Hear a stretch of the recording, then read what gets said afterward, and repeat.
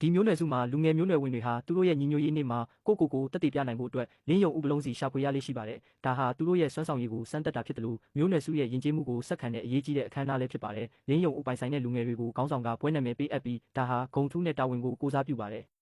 လူငယ်မျိုးနွယ်ဝင်များသည်နောက်ဆုံးတွင်လင်းယုံအတိုက်တစ်ခုကိုတွေ့ရှိခဲ့ကြတော့လဲအထဲမှာလင်းယုံဥသုံးလုံးသာရှိနေသည်ကိုတွေ့ရပါသည်တဦးကအားလုံးယူသွားဖို့အကြံပြုပေမဲ့နောအားကတော့ပြက်ပြက်သားသားကန့်ကွက်ခဲ့ပါတယ်မျိုးနွယ်စုရဲ့ရှေးထုံးအရလင်းယုံတွေအောင်မြင်စွာမျိုးပွားနိုင်ဖို့အတွက်ဥတလုံးအမြဲချန်ထားခဲ့ရပါတယ်စိတ်ပြက်အားငယ်နေတဲ့တငယ်ချင်းတို့ကိုကြည့်ပြီးနောအားကအဲ့ဒီဥနှလုံးကိုတငယ်ချင်းကောင်းများဖြစ်တဲ့အနိုင်ရာနဲ့ဆူနာကိုပေးလိုက်ပါတယ်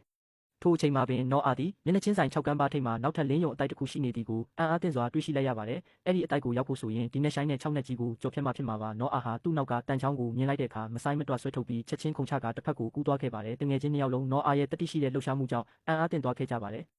နောအာဟာတန်ချောင်းကိုအားပြုပြီးအတိုက်စီတို့အမြန်တက်သွားခဲ့ပါတယ်အတိုက်ထဲမှာဥလေးလုံးရှိတာကိုမြင်လိုက်ရတော့တငယ်ချင်းတွေကိုလက်ဝဲရမ်းပြပြီးဝမ်းတာခဲ့ပါတယ်နောအာဥတလုံးကိုယူဖို့လုပ်နေတော့မှပဲလင်းယုံကြီးဟာရုတ်တရက်ကောင်းကင်ရံမှာပေါ်လာခဲ့ပါတယ်ချက်ချင်းဆိုသလိုပဲနောအာဟာအတိုက်ကနေအောက်ကကြောက်တုံးပေါ်ကိုပြုတ်ကျသွားခဲ့ရတယ်နောအာမထနိုင်ခင်မှာပဲမခိုင်မမာဖြစ်နေတဲ့ကြောက်တုံးတွေဟာအောက်ကိုစပြီးပြုတ်ကျလာခဲ့ပါတယ်အခြေအနေကအလွန်အန္တရာယ်များလာတဲ့အတွက်နောအာဟာကြောက်တုံးကိုအမြန်လိုက်ရောဆင်းခဲ့ရပါတယ်တငယ်ချင်း2ယောက်ကစိုးရိမ်တကြီးပြေးလွှားနေခဲ့ကြပေမဲ့ကူညီဖို့နီးလန့်မရှိခဲ့ပါဘူးနောအာဟာကြောက်တုံးကနေအောက်ကိုပြုတ်ကျမသွားခဲ့ဘူးဆိုတာသူတို့တွေးလိုက်ရတော့မှတက်ပြင်းချနိုင်ခဲ့ပါတယ်နောအာဟာကြောက်နေရန်မှာတွေ့ကပ်နေရင်လင်းယုံဦးကိုထုတ်ပြပြီးသူကောင်းကောင်းမွန်မွန်ရှိကြောင်းတငယ်ချင်းတွေကိုပြသလိုက်ပါတယ်အခုတော့သူတို့အားလုံးမှာကိုပိုင်ဥပလုံးစီရခဲ့တဲ့အတွက်အလွန်ပျော်ရွှင်နေခဲ့ကြပါတယ်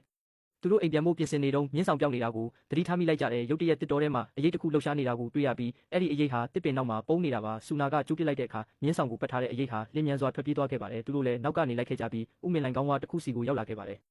အဲ့ဒီဥမင်ဝါဟာသူတို့မျိုးနွယ်စုရဲ့တားမြစ်နယ်မြေဖြစ်တဲ့အတွက်သူတို့အားလုံးခြေလမ်းရက်တန့်သွားခဲ့ရပါတယ်ခေါင်းဆောင်ကတင်းဒီအနေရများတဲ့နေရာဖြစ်လို့ဝင်ရောက်ခြင်းမပြုဖို့အကြိမ်ကြိမ်သတိပေးထားပါတယ်အသက်ကြီးတဲ့အနိုင်ရဟာတတိကိုမွေးပြီးရှေ့ကိုတဖြည်းဖြည်းချင်းကပ်သွားခဲ့ပါတယ်အနိုင်ရဟာစောင်းပေါ်မှာတခြားအနက်တစ်ခုရနေတယ်လို့ပြောပါတယ်နောအာနဲ့ဆူနာတို့ပို့ပြီးတင်းမာလာကြတဲ့အနိုင်ရကဒါဟာလူသားတွေဖြစ်နိုင်တယ်လို့ပြောခဲ့ပါတယ်နောက်ဆုံးမှာတော့အနိုင်ရဟာတကိုင်းပေါ်ကဆောင်း